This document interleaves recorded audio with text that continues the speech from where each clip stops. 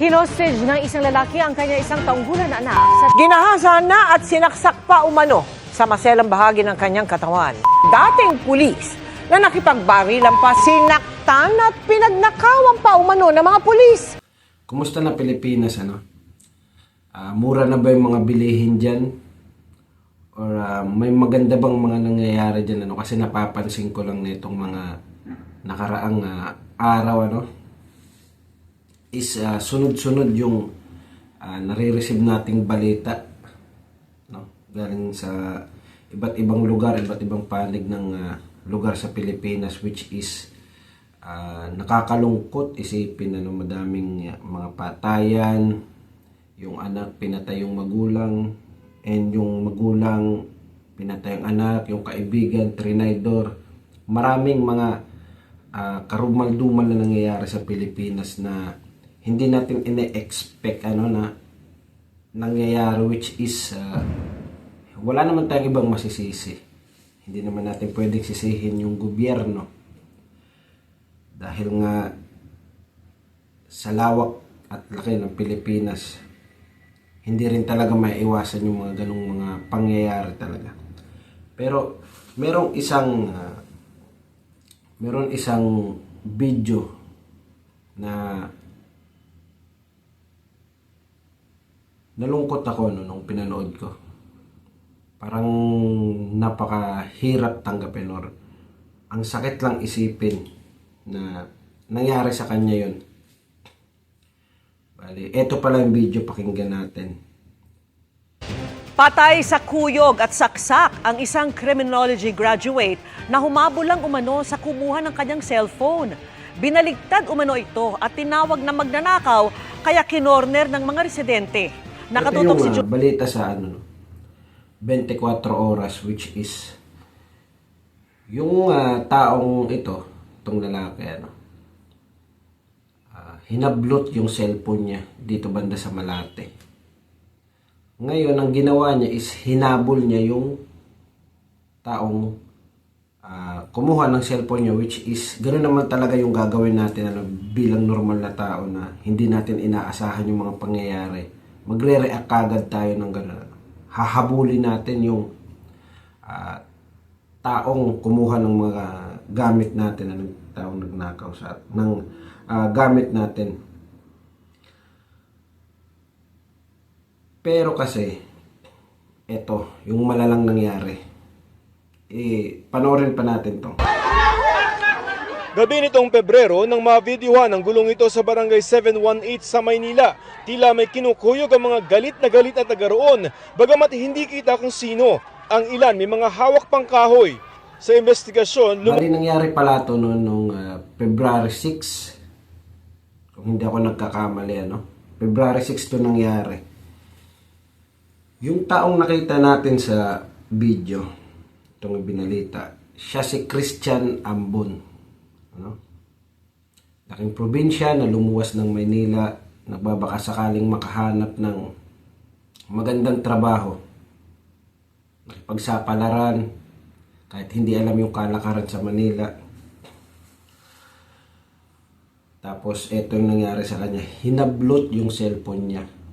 Ayon sa statement ng magulang, kilala ni Christian at nakapagsabi pa si Christian bago siya mamatay kung sino yung humablot at sino yung sumaksak sa kanya.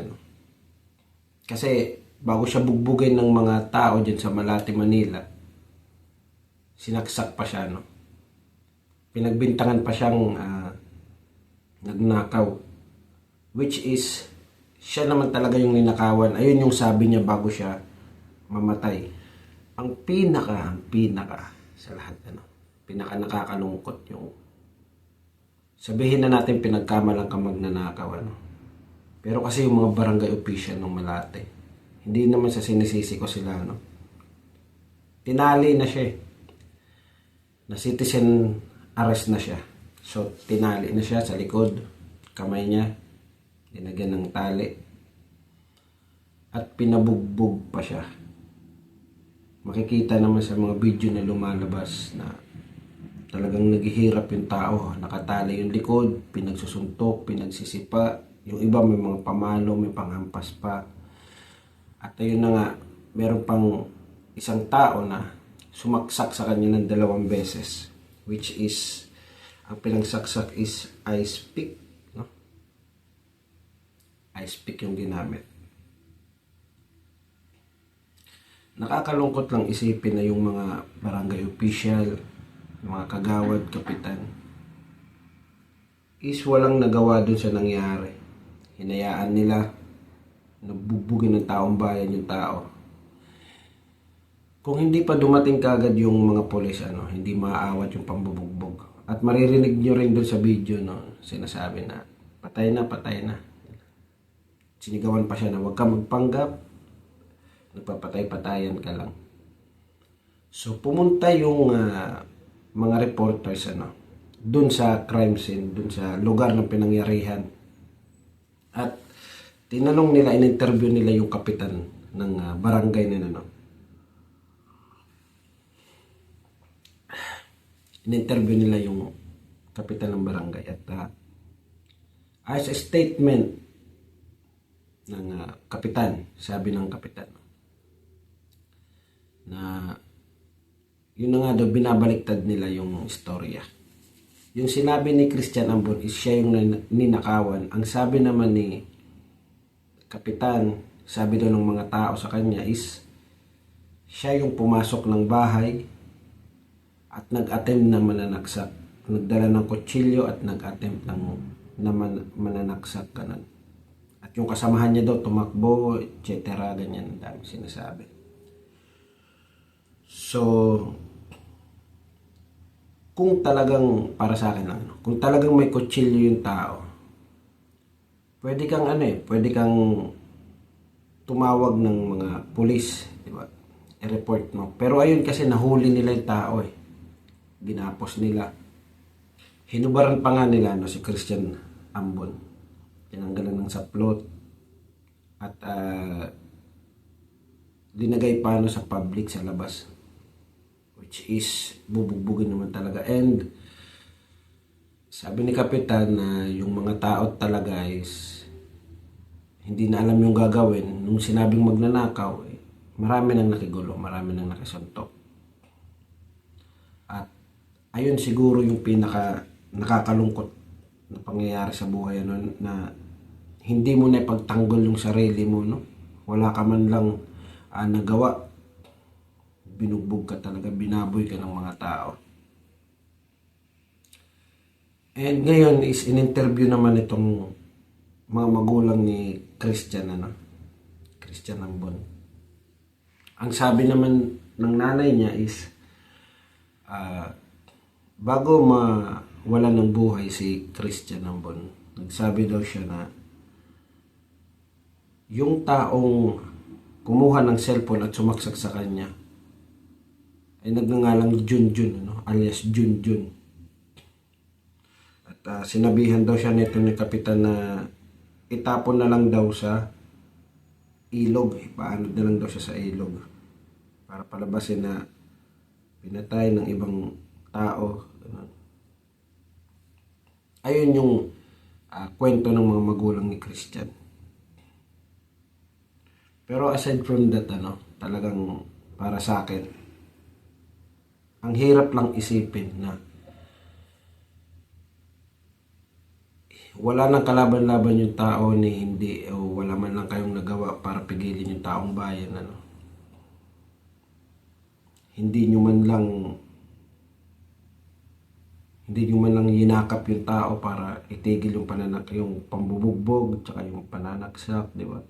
Ilan yung barangay official ng Malate, yung barangay nyo na yan,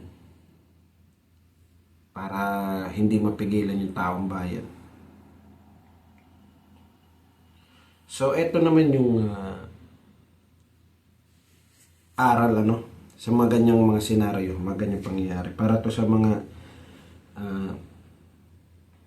luluwas ng Manila, at medyo maninibago sa mga kalakaran sa Manila. Unang-una is i-safety nyo yung mga gamit nyo, Lagi nyo ilalagay sa mga tagong parte ng katawan nyo. Especially yung mga pera, diba? Cellphone, mga alahas. Tago niyan. Hanggat maaari, huwag kayong maglabas. Kung meron man kayong mga ganyan, gamitin nyo lang sa mga event, sa mga pasyalan. Pero kung maglalakad kayo, talagang maging alerto kayo palagi.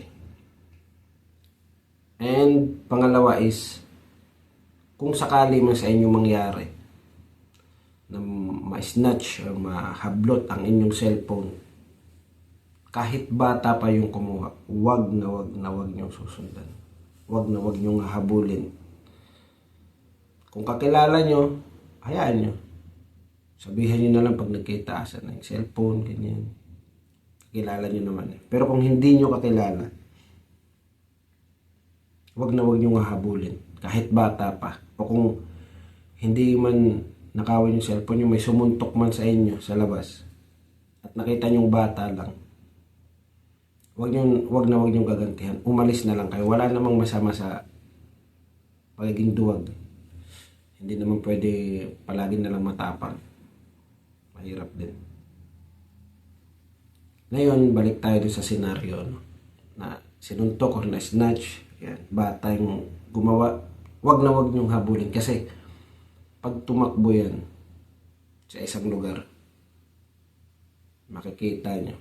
May mga kasamahan yan doon. At sila ang bubugbog at kakastigo sa inyo, no? Sila yung magsasabi o magbabaliktad ng mga istorya. Kaya't sa mga pupunta o luluwas ng Manila, no, at medyo maninibago, talagang adjustment muna tayo, no? Kahit mga 1 year tayong umiwas sa mga ganyan. Lagi tayong alerto, safe natin yung mga gamit. Hanggat maaari, pag kaya nating ibigay natin. Babalik pa sa atin yan, ano? Yung mga bagay-bagay na yan.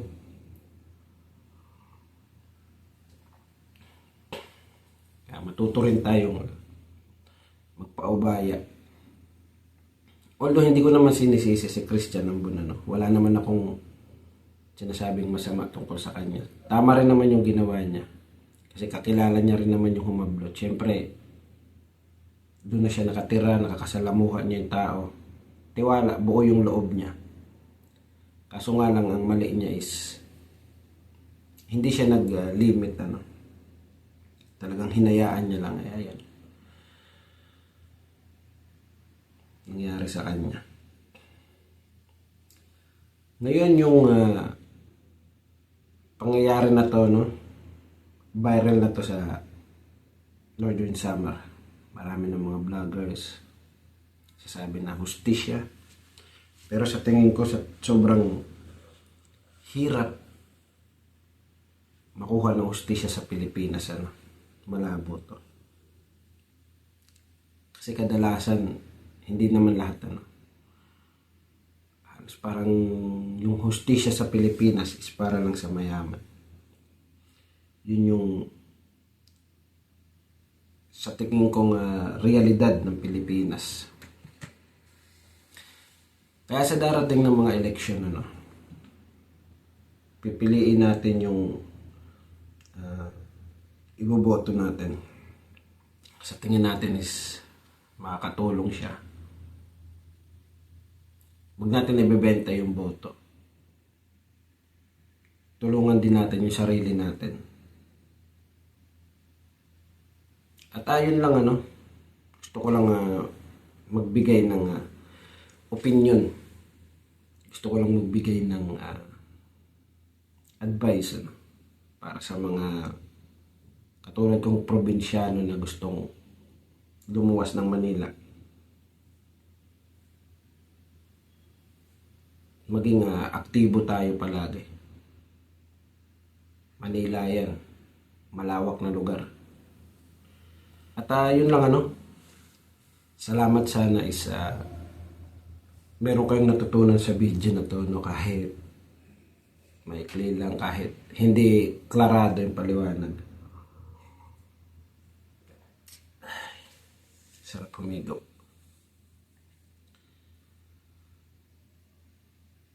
Pwede rin kayo magbigay ng mga opinion nyo. No?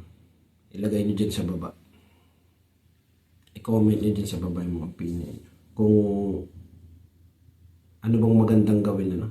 Ano bang magandang suggestion sa mga ganyang pangyayari. Pwede nyo rin i-comment yung gusto nyo sabihin. Kung tama ba yung mga sinasabi ko. No? Yung sa akin lang naman na wala lang ma-offend. Wala lang masaktan. And yun lang guys, condolence sa pamilya ni Christian Ambon. At mag-iingat tayo palagi. Lagi natin itatak sa isipan na yung mga bagay-bagay na yung babalik sa atin yan. Pero yung buhay natin ay isa lang. Kaya i-balance natin yung buhay. Yun na, salamat sa panonood.